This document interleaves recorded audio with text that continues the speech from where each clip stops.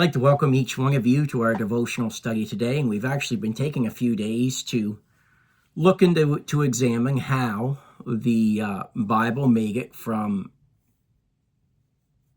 Hebrew and Greek to English.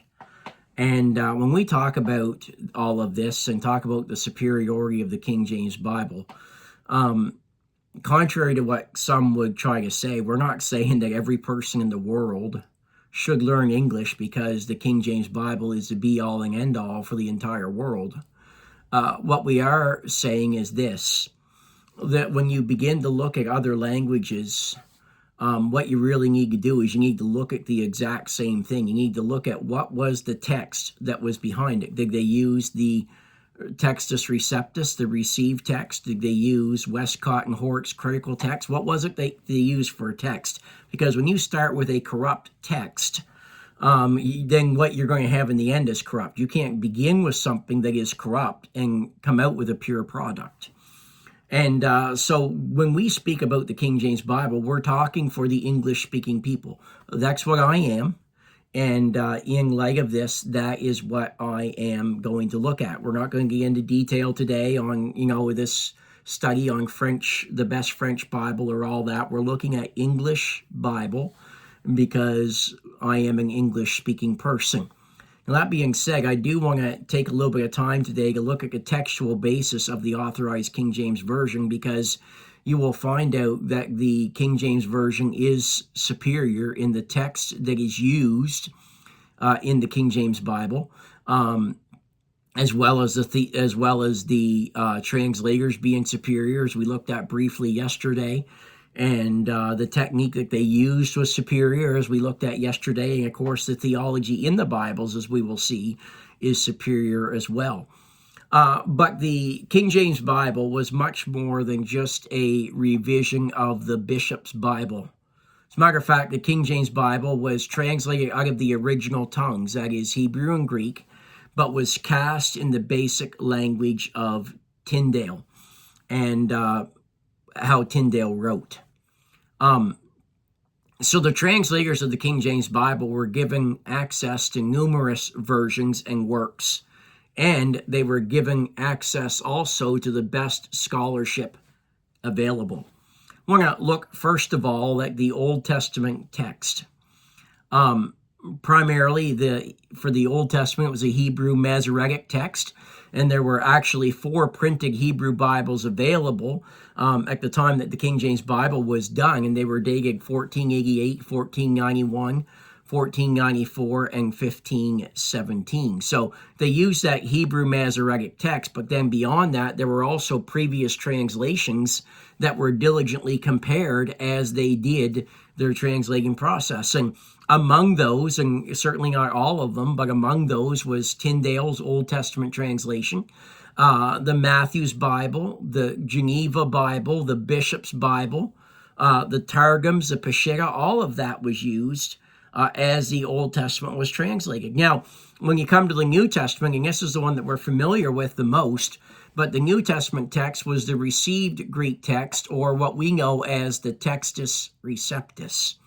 And the Textus Receptus was the 3rd edition of Stephanus that had been released in 1550 AD. That is the Textus Receptus.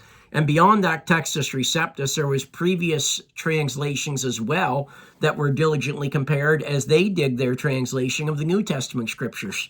Among those that were used for diligent comparison, there was Tyndale's New Testament. There was the Matthew's Bible, the Geneva Bible, the Bishop's Bible, the Oliveting Bible in French, the Diodati Bible in Italian.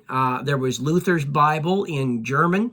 There was the Waldensian Bible, which was the old italic version, not to be confused with Jerome's corrupt Latin Vulgate.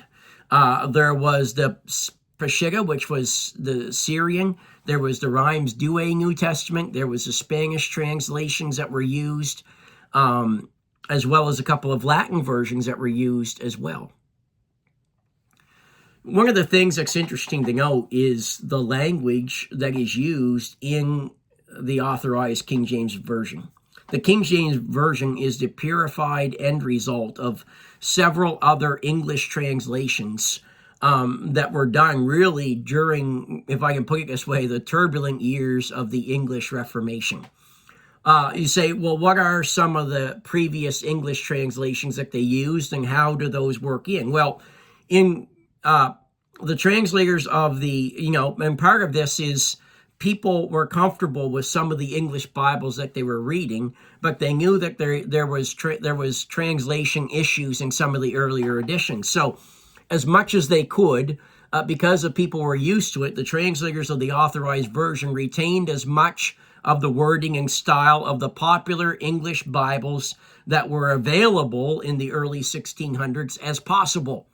But in doing that, they just didn't flippantly use those words. They had criteria that they used, and that criteria was, we're going to use the wording that is already available as long as the words that are there and the style of the words are accurate translations of the original tongues. And if they're not accurate translations of the Hebrew and the Greek, then they were not used. So they wanted to keep the language that people was comfortable with as long as the word use and the tense and the style were accurate to the original translation.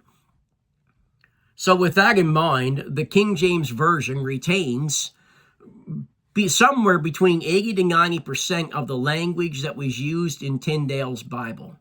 About 40%, about 4% of it comes from Wycliffe's translation and 3% from other existing translations, including the Rhymes Douay. Then also, as you look at this, you will find that the language of the Authorized Version is superior. Friends, the Authorized Version was translated at a time when the English language was at its height, and I believe very clearly that that is something that was providentially done by God. In a book called Our Bible and Ancient Manuscripts, F.G. Kenyon had this to say about that time. He said, "The English of the Authorized Version is the finest specimen of our prose language at a time when the English prose wore its stateliest and most majestic form." So he says the English language was at its height in the early 1600s. And I also deal with that a little bit in my book that I mentioned the other day that I wrote regarding this subject many years ago. So with that in mind, I want to deal with one or two last things today as we close.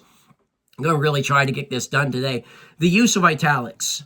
Some people have criticized the use of italics in the King James Bible because the translators used an italicized word to indicate it was not found in the Greek or the Hebrew, but that it had been supplied by the translators to facilitate the readability of the English. So whenever you see a italicized word in the King James Bible, it is not from the original. It was not in the original.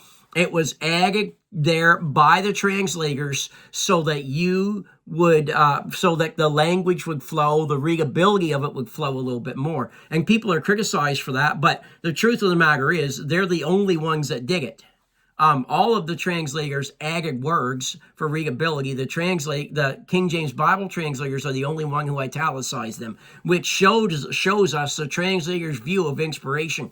They did not dare mess with or add to the sacred words of God. They believed in verbal inspiration, and if they had to add something to add to the readability, they italicized those words so that you know that they were added. Also, it talks about the honesty of the translators. By using italics, they were informing the reader of what had been done, and nothing was secret.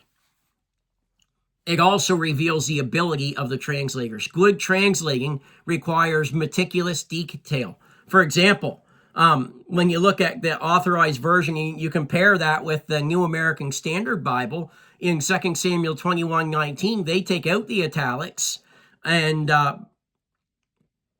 when they take out the italics, they declare that Elhanan killed Goliath. So the NASB does not even know who killed Goliath. And so the italicized words were added so that we would know clearly. However, just to show how much they were,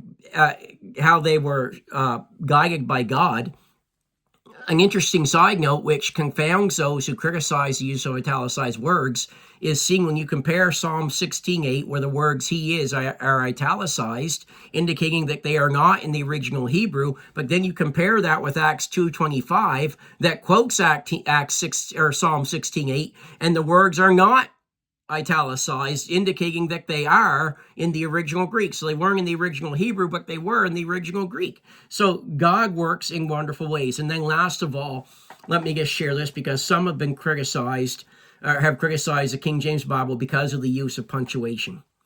One of the criticisms of the Authorized Version is that it overuses punctuation, especially commas. But keep in mind, this Bible was made for public reading, and the use of punctuation facilitates the public reading of the King James Bible.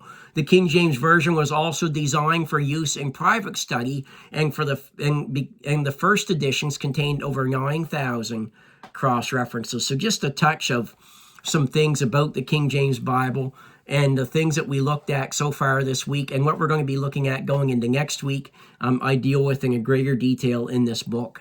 If you would like to know more about it and don't have it, and you want to know more about this subject, contact me, and I'll let you know about the availability of the book. Have a great day.